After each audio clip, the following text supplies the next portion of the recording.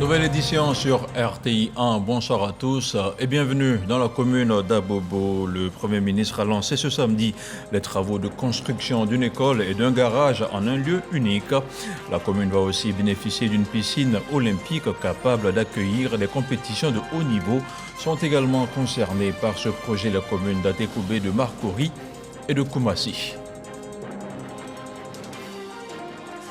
Le ministre de l'Équipement et de l'Entretien routier était jeudi dernier sur le tronçon de 26 km de la voie de contournement de la ville d'Abidjan. Dénommée la Y4, elle partira du boulevard Mitterrand pour déboucher sur le périmètre du stade d'Ebempe à Anyama. Amédée Kwaku-Kofi tenait à faire le point de l'avancée des travaux. Et puis Apollinaire Joachim Kielem de Tambela est le nouveau Premier ministre de Burkina Faso. L'avocat de 64 ans était avant sa nomination à la tête d'un groupe de réflexion sur les questions internationales et stratégiques. Et selon la charte adoptée par la transition, il devra former un gouvernement de 25 membres. Voilà pour les titres. Abobo aura bientôt sa piscine olympique. Le lancement des travaux a été fait ce samedi par le Premier ministre. Patrick Hachi a aussi donné le premier coup de pioche de construction d'un garage école sur un même site. Le projet de l'école de la deuxième chance qui permettra un apprentissage efficace des jeunes passionnés du secteur de la mécanique automobile. Le compte-rendu d'Alexis Ouedraogo. Avec une population estimée à plus de 50% de moins de 30 ans, le développement des structures éducatives, culturelles et sportives reste une priorité pour le gouvernement. Après le lancement il y a quelques semaines des travaux du CHR d'Abobo, ce samedi, le Premier ministre est dans la commune pour le lancement de deux grands projets, aisance aquatique et garage école. Abobo est très fière et heureuse de compter parmi les communes privilégiées qui verront la construction sur leur sol de ces piscines olympiques. Cette sympathique cérémonie coïncide avec le lancement d'un autre acte majeur dans le domaine de la formation professionnelle et de l'apprentissage. Le projet de construction de ce garage-école qui se matérialise ce jour est une formidable opportunité pour nos nombreux jeunes et artisans intervenant dans le secteur de la mécanique automobile. Le projet garage-école va regrouper sur un même site une école et un garage, permettant aux apprenants d'évoluer en situation réelle en réparant et entretenant les véhicules de particuliers. Le garage-école accueille, qualifie, diplôme et accompagne les jeunes attirés par une autre manière d'apprendre les métiers de la mécanique automobile à travers une pédagogie innovante qui est d'apprendre en faisant. Les jeunes développent ainsi leur savoir-faire et leur savoir-être de façon à s'épanouir et répondre aux besoins de la filière automobile. 50 jeunes seront retenus par session de formation pour des durées de 4 mois, formés à la mécanique automobile et aux métiers connexes.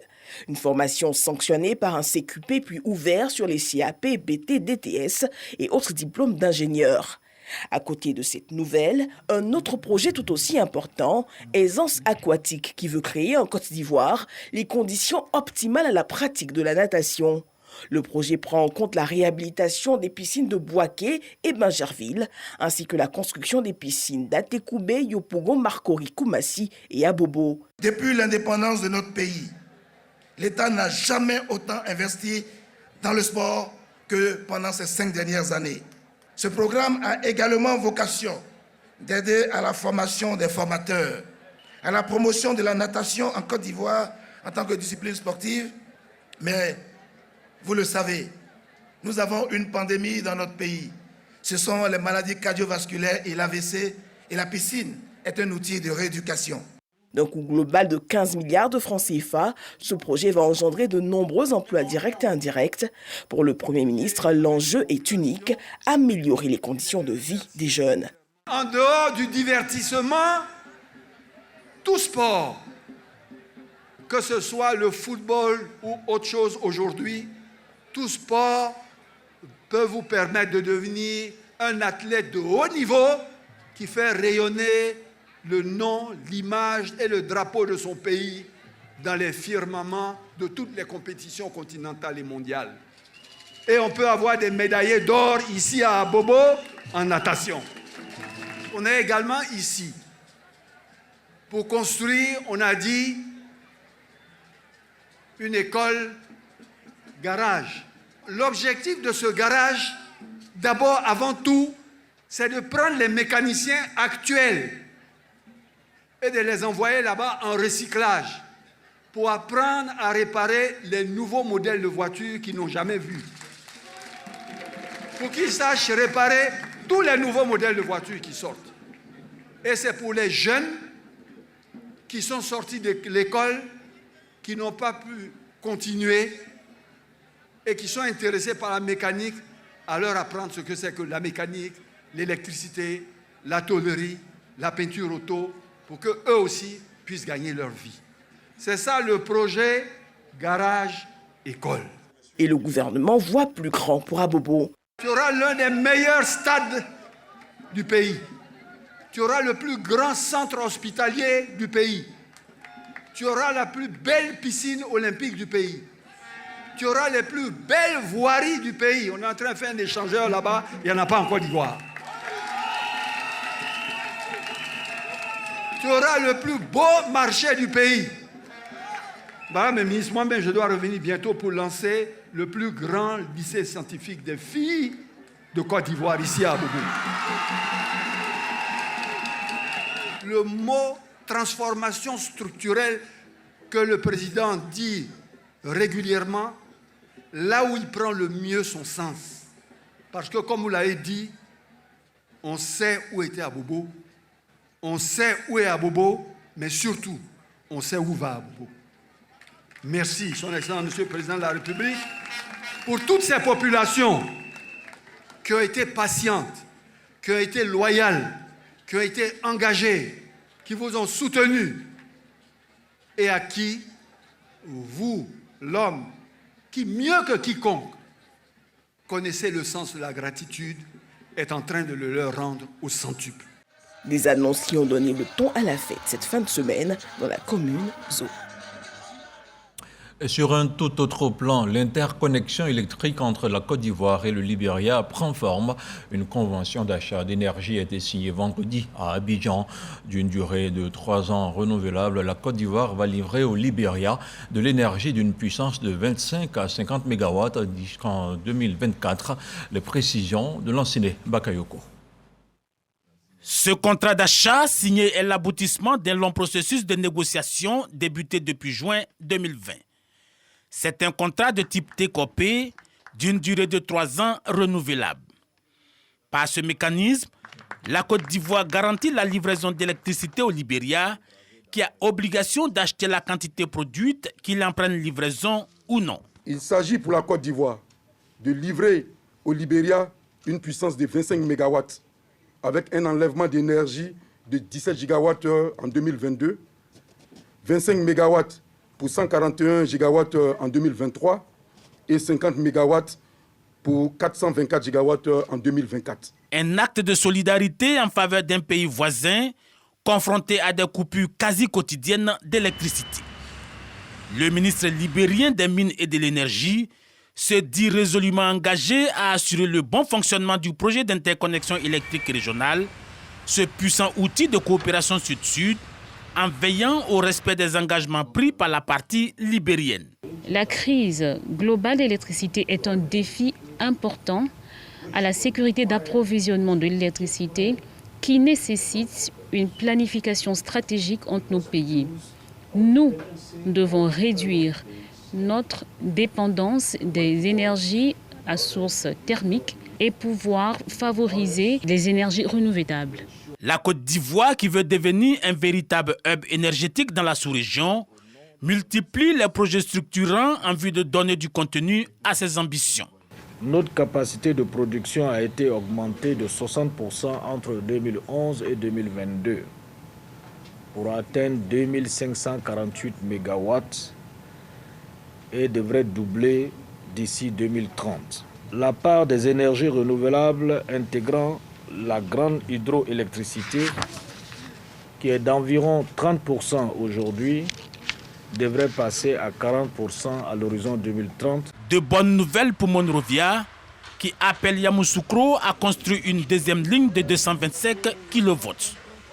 Une autoroute pour alimenter ces énormes gisements de mines qui n'attendent que du courant de qualité pour entrer en exploitation. Une conférence de haut niveau sur le financement des collectivités révèle que seulement 5% de 500 grandes villes du monde sont solvables. Elle va plus loin en disant que seulement 20% d'entre elles ont accès aux capitaux locaux. La rencontre qui se tient à Abidjan est coprésidée par le ministre-gouverneur Beuré Mambé. Le reportage de Dangui Dangui. Le financement des collectivités, notamment de villes en Afrique, la problématique a rassemblé élus locaux, pouvoirs publics africains et les bailleurs de fonds dans le cadre d'une conférence de haut niveau sur le thème « Finance Your City », en français « Finance ta cité ».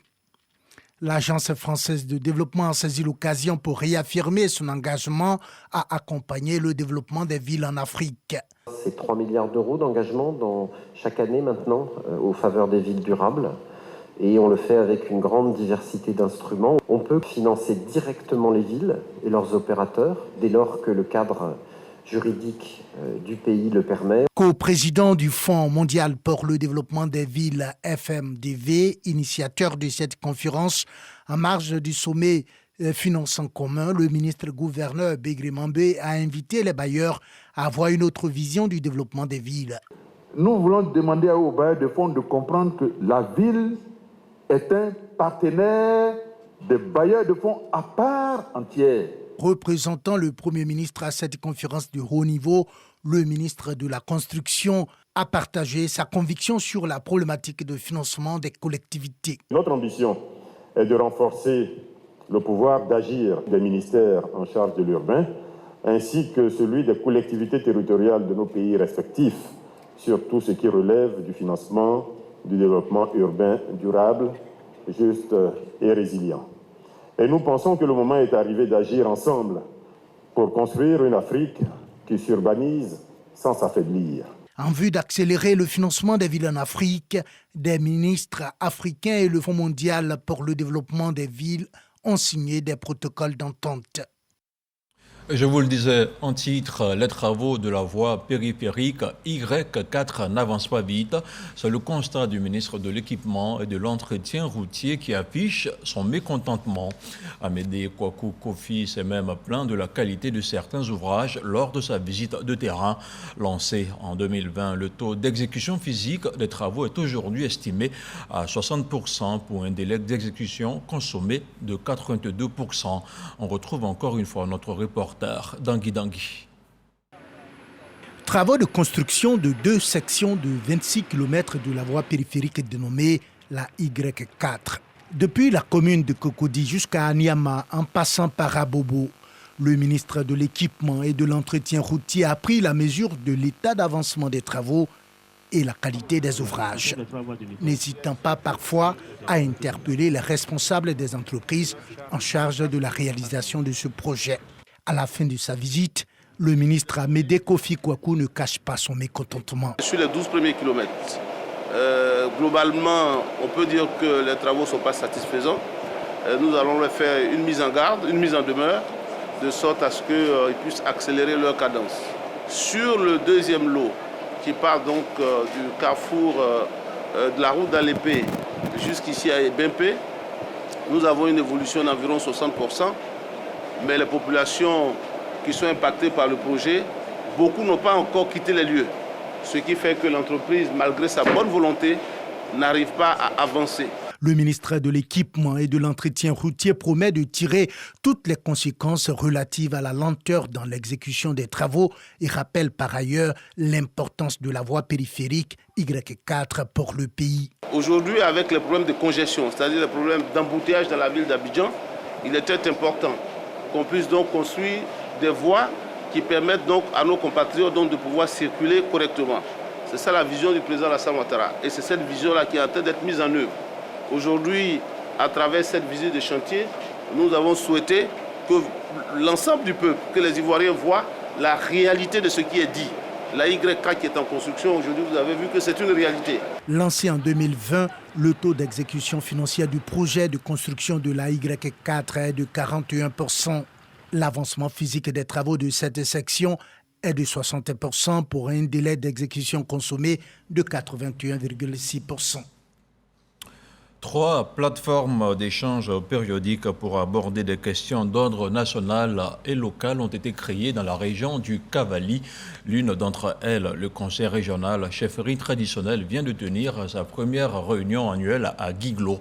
La rencontre était placée sous la direction de la présidente de région, la ministre Anne-Désirée Ouloto. Une correspondance signée Eve Boué.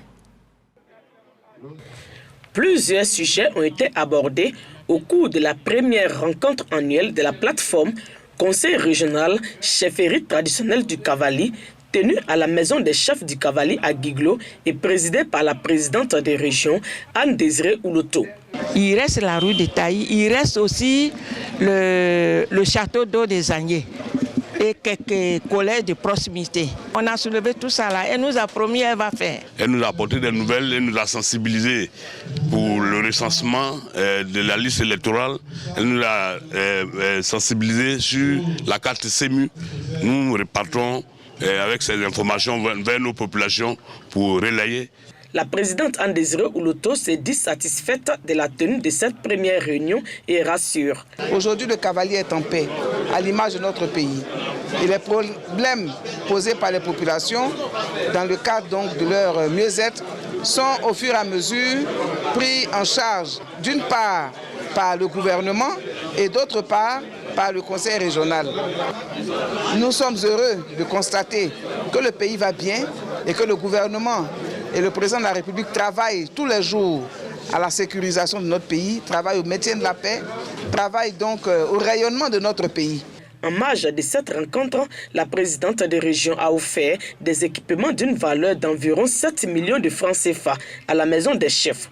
La prochaine réunion de la plateforme aura lieu en décembre. En tournée de sensibilisation sur la corruption, le ministre Epiphane Zorobi Balo était vendredi à San Pedro, dans la deuxième ville économique du pays. Le ministre de la Promotion de la bonne gouvernance a échangé avec les populations. Il a aussi recueilli leurs préoccupations et leurs propositions. On fait le point avec Sam Conan. Le ministre Epiphane Zorobi Balo à la rencontre des populations de la deuxième ville économique du pays. Nous sommes à la deuxième étape des rencontres anticorruption initiées par son département ministériel. Même dans le marché, il y a la corruption. Alors, pour dire que la corruption, il faut vraiment des actions fortes pour pouvoir endiguer cette corruption. Nous, les femmes de la Côte d'Ivoire, on ne veut plus de corruption. On veut que nos enfants, avec leur propre tête, leur propre intelligence, partent de l'avant. Au cours d'une conférence publique, Epiphane Zorobi Balo a expliqué les caractéristiques de la corruption, l'enjeu et le plan stratégique de lutte 2022-2025. La démarche, c'est de permettre à nos populations de savoir déjà ce que c'est que la corruption, les comportements répréhensibles. C'est de prendre conscience des méfaits de la corruption. La corruption est un crime contre l'économie et donc c'est cette prise de conscience que nous sommes venus porter à la connaissance de la population à la base pour que la lutte contre la corruption soit une affaire de tous. Après San Pedro, d'autres localités du pays vont accueillir dans les tout prochains jours ces rencontres anticorruption initiées par le ministère de la Promotion de la bonne gouvernance et de la lutte contre la corruption. Bonne gouvernance toujours. Théophile Awandoli est en République du Congo. À Brazzaville, l'inspecteur général d'État participe aux travaux de la 8e Assemblée générale et 9e colloque international du Forum des inspections générales d'État. Ces cadres d'échange vont permettre aux participants de mener la réflexion sur les grands défis de la bonne gouvernance. Plusieurs partenaires techniques engagés dans la lutte contre la fraude et la corruption sont également présents. Le commentaire d'Alexis Ouedraogo. C'est en présence du Premier ministre congolais que les assises de la 8e Assemblée générale et du 9e colloque international du Forum des inspections générales d'État d'Afrique ont ouvert leurs portes ce mercredi à Brazzaville. Thème choisi, les institutions supérieures de contrôle de l'ordre administratif face aux défis de la bonne gouvernance. Depuis sa création en 2006, le Forum des inspections générales d'État d'Afrique et institutions assimilées s'est donné comme ambition de devenir un acteur incontournable de la réflexion évaluative et prospective en matière de gestion publique. 21 pays du continent dont la Côte d'Ivoire prennent part à ce rendez-vous qui se veut moment d'échange sur les sujets en lien avec les principaux objectifs du FIGE. Les inspecteurs généraux d'État au niveau de l'Afrique doivent faire un travail important pour la promotion de la bonne gouvernance. Est-ce que ces inspecteurs-là ont les moyens humains, les moyens matériels, les moyens financiers pour faire ce travail?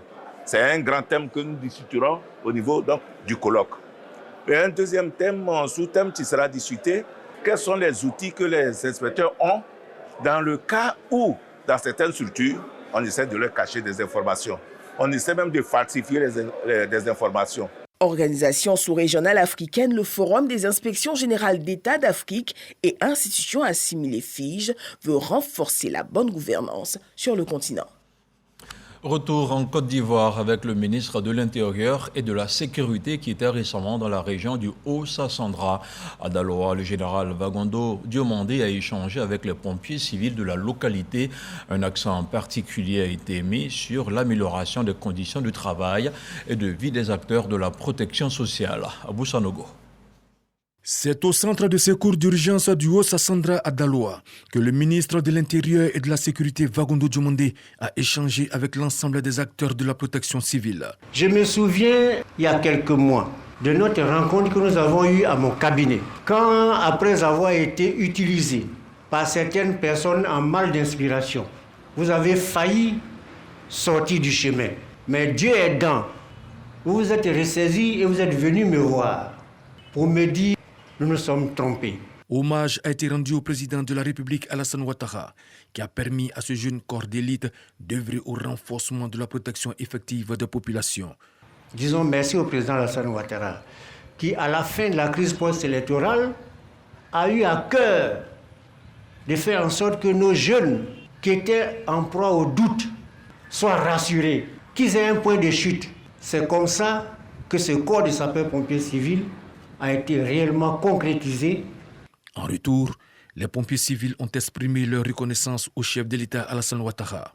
Ils ont rappelé les acquis obtenus pour le bien-être de leur corporation. Le retour de certains agents autrefois mutés pour activités syndicales dans leur service de départ. Dès janvier 2022, nous avons obtenu une revalorisation de 12%, de 100%, de 15%, respectivement sur les vivres, les protéines et la dotation en carburant par mois par CSU.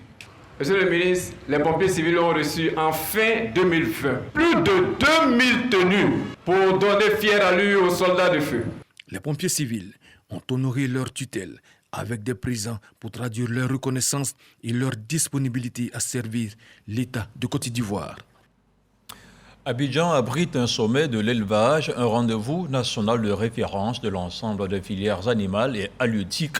La rencontre première du genre vise, entre autres, à contribuer à la promotion de l'aviculture, la porciculture et l'aquaculture.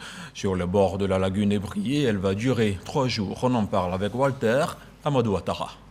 Le sommet de l'élevage va se tenir du 8 au 10 décembre prochain au Palais de la Culture de Treichville. Avant cette date, la structure promotrice présente les atouts de l'événement. Il n'y avait pas de rendez-vous spécifiquement qui regroupait l'ensemble des filières des ressources animales et halieutiques. Et là, c'est la grande première.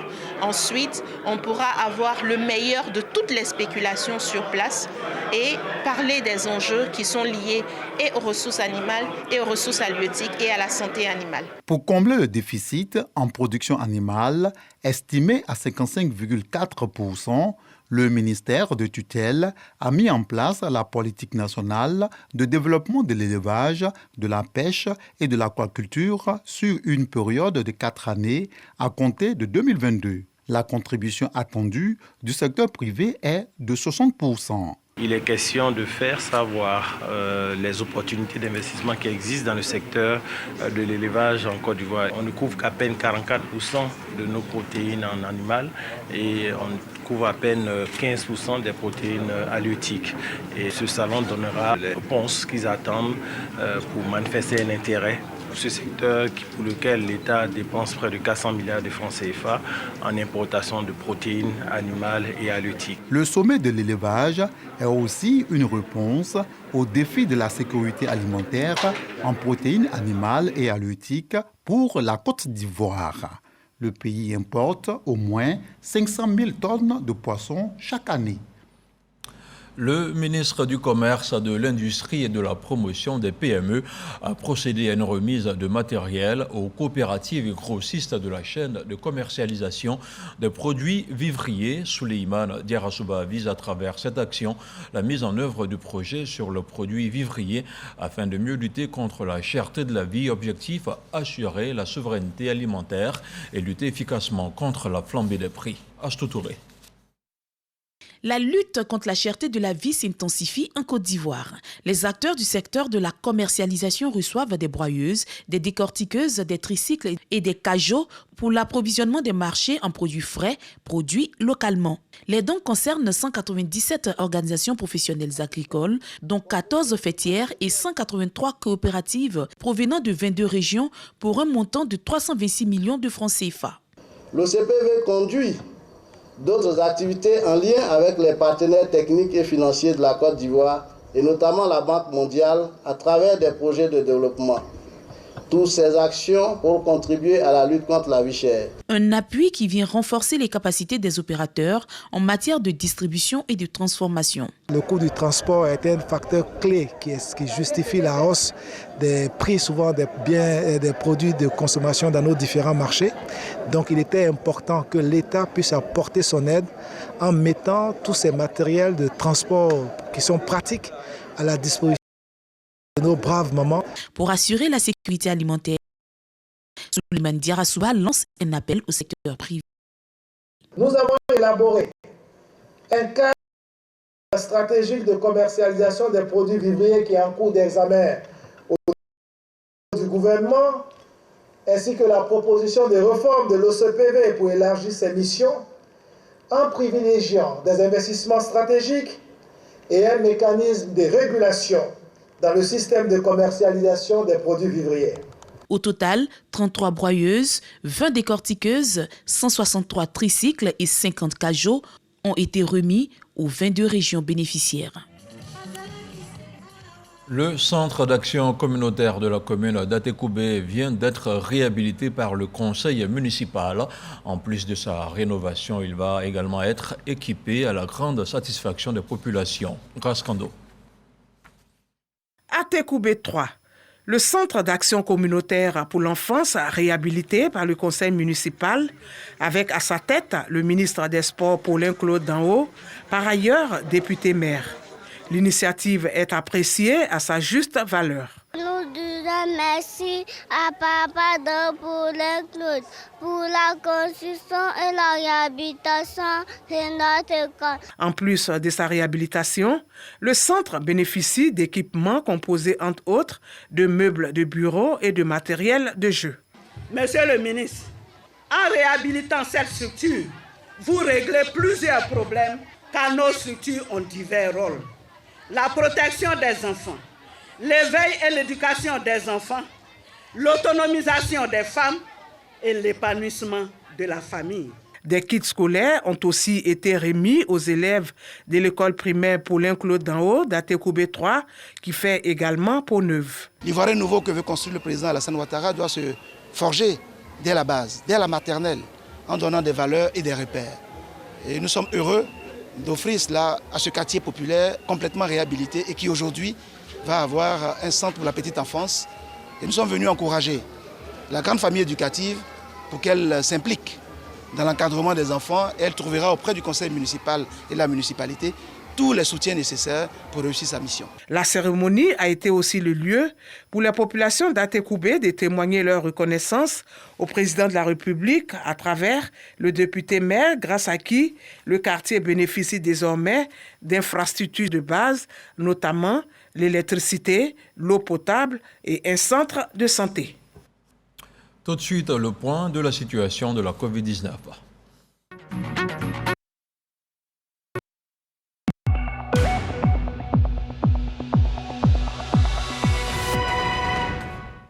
Le ministère de la Santé, de l'Hygiène publique et de la couverture maladie universelle a enregistré ce samedi de nouveaux cas de Covid-19 sur 367 échantillons prélevés, soit 0,6% de cas positifs, 19 guéris et 0 décès. À la date du 22 octobre, la Côte d'Ivoire compte donc 87 693 cas confirmés, dont 86 828 personnes guéries, 827 décès et 38 cas actifs. Le nombre total d'échantillons est d'1 639 561. Le 21 octobre, 10 604 doses de vaccins ont été administrées, soit un total de 20 598 994 doses du 1er mars 2021 au 21 octobre 2022. Le ministre de la Santé, de l'Hygiène publique et de la couverture maladie universelle invite toutes les personnes de plus de 12 ans à se faire vacciner. Il rappelle que la vaccination contre la Covid-19 est gratuite et volontaire. Dans l'actualité hors de chez nous, c'est un avocat réputé pour son franc-parler et ses prises de position qui a été désigné comme Premier ministre au Burkina Faso. Apollinaire Joachim Kilem de Tambela va conduire le futur gouvernement de transition. L'homme s'est fait connaître dans les médias audiovisuels depuis quelques années déjà. Et il est l'heure pour moi de refermer cette édition. Merci de nous avoir suivis. L'info revient demain à 6h30. Bonsoir.